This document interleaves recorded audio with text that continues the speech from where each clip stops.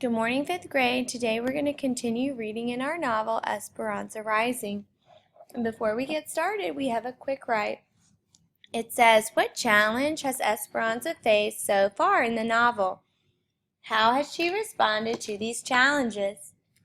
So you can use the information from the whole group lesson to help you write down what challenges she's faced. Press pause to write down your answer and play when you're ready for the focus question. Our focus question today says, how does Esperanza respond to challenge? What do her fasts reveal about her as a person? Alright, and we are going to be focusing on the standards, being able to summarize events in a chapter and evaluate the character's response to the event. So, what decision did the character make, and did they make a good decision? All right, our vocabulary words are peculiar, which is something that's strange or odd. Okay, and so there are, it would be peculiar that someone would be reading a book in the ocean. Sympathetic, that is when you are showing or expressing sympathy. So this face, the bottom left-hand face, would be someone expressing sympathy. And the last word is spasm. And a spasm is when you have like a muscular cramp. So it would be the last picture.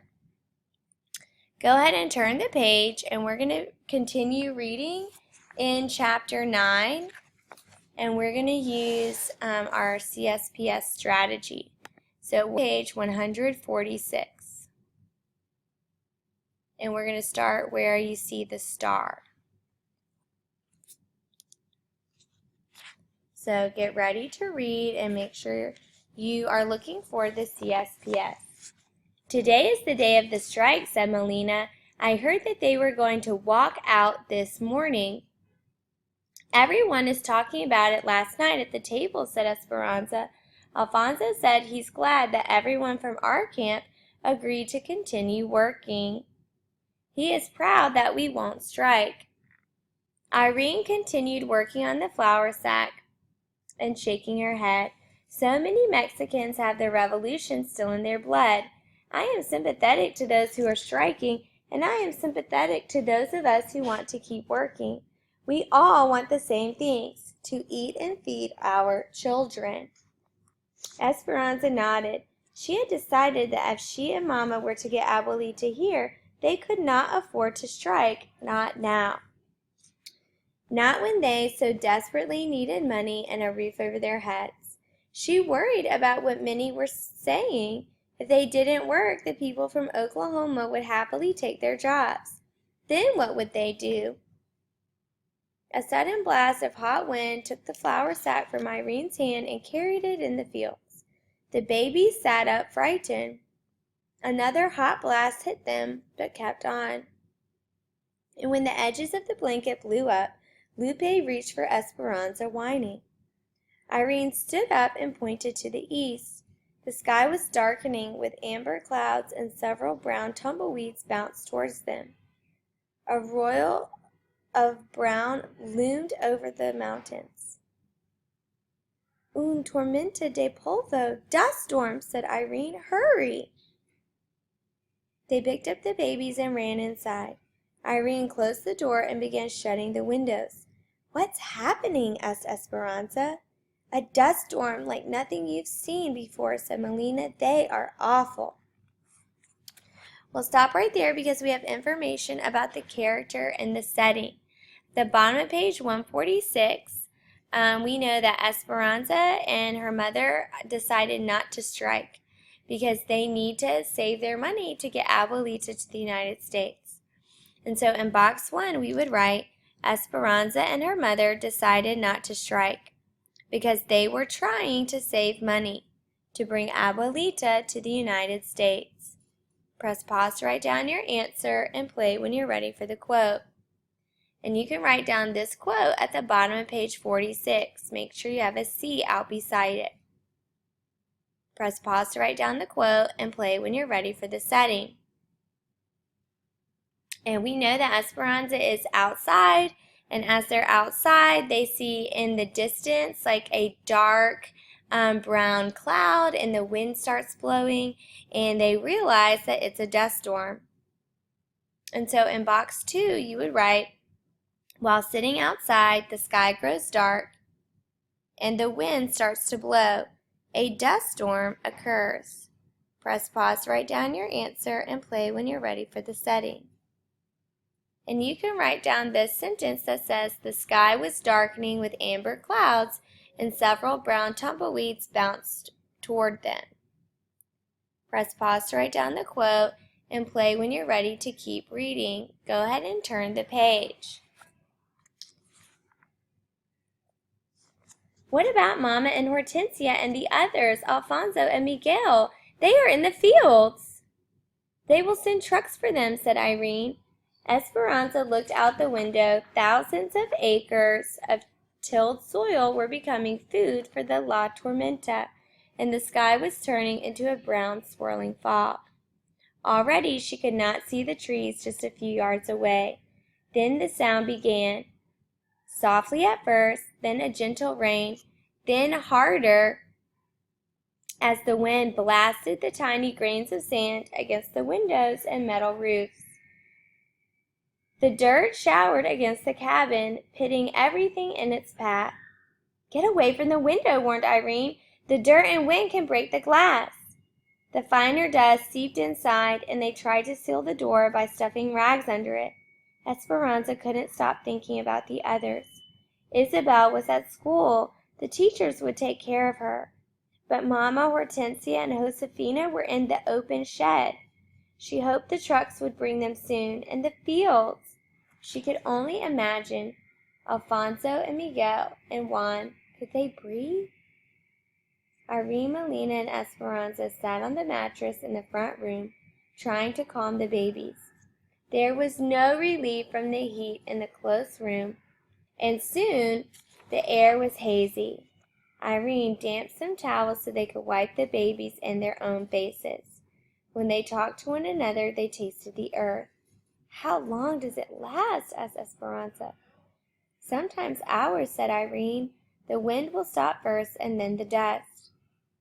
Esperanza heard a meowing from the door. She ran to it, pushed hard against the wind, and opened it a crack. Isabel's kitten, Chiquita, darted in. There was no trace of her orange fur. The cat was powdered brown. The babies finally fell asleep, drowsy from the heavy air. Irene was right. The wind stopped, but the dust still swirled as if propelled by its own power. Irene and Melina left with Melina's baby covered beneath a blanket and rushed to their cabin. Esperanza waited nervously, pacing the room and worrying about the others. We'll stop right there because we have our problem. Esperanza is very worried about everyone surviving the dust storm. In box 3, we would write, Esperanza is worried that Mama and everyone else working outside during the dust storm. Press pause to write down your answer and play when you're ready for the quote. And you'll write down this quote at the top of page 150. Press pause to write down your quote and play when you're ready for the solution. Let's keep reading. The school bus came first. Isabel burst into the cabin crying, Mi gata, Chiquita! Esperanza hugged her. She's fine but very dirty and hiding under the bed. Are you all right? Yes, said Isabel. We got to sit in the cafeteria all afternoon and play games with erasers on our heads, but I was worried about Chiquita. The door opened again and Mama walked into the cabin, her skin covered in an eerie brown chalkiness and her hair dusted like the cat's fur. Oh, Mama! I'm fine, mija, she said, coughing. Hortensia and Josefina followed, and Isabel put her hands on her cheeks in worried surprise. You look like raccoons, she said. All of their faces had circles of pink around their eyes, where they had squinted against the dust. The trucks could not find their way to the shed, so all we could do was sit and wait, said Hortensia. We hid behind some crates and buried our heads, but it did not help much. Josefina took the babies next door, and Mom and Hortensia began washing their arms in the sink, making muddy water. What about Alfonso and Juan and Miguel? Asked Esperanza. If the trucks could not get to us, they could not get to the fields. We will have to wait, said Hortensia, exchanging a worried look with Mama. A few hours later, Juan, Alfonso, and Miguel arrived, their clothes stiff and brown, all of them coughing and clearing their throats every few minutes.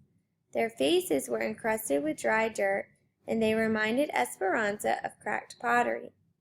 They took turns rinsing in the sink, the pile of brown clothes growing in the basket. When Esperanza looked outside, she could almost see the trees, but the dust was still thick with air. Mama had a coughing spasm, and Hortensia tried to settle her with a glass of water. All right, for our solution in box 4, we're going to write down these 2 quotes. And so even though the first one doesn't say quote, you're going to write down 2 quotes. The first quote you're going to write down is this one at the bottom of page 150 that shows that Mama and Hortensia are okay. The trucks did not come for Mama and Hortensia, so they had to wait out the storm in the sheds. Press pause to write down the first quote and play when you're ready for the second quote. And then we have a quote that shows that Miguel, Juan, and Alfonso are okay. The trucks could not get to Miguel and Alfonso either, but Alfonso and Miguel survived the storm. And you can write down this quote that's underlined, or you can write down what I just said. Press pause to write down your answer and play when you're ready for the paragraph. How does Esperanza respond to challenge? What does her fast reveal about her as a person? So you need to think back, how does she respond to the dust storm? We know that she is very worried the entire time that everyone in her family has died. Okay, and then how does she respond when she finds out that they're okay?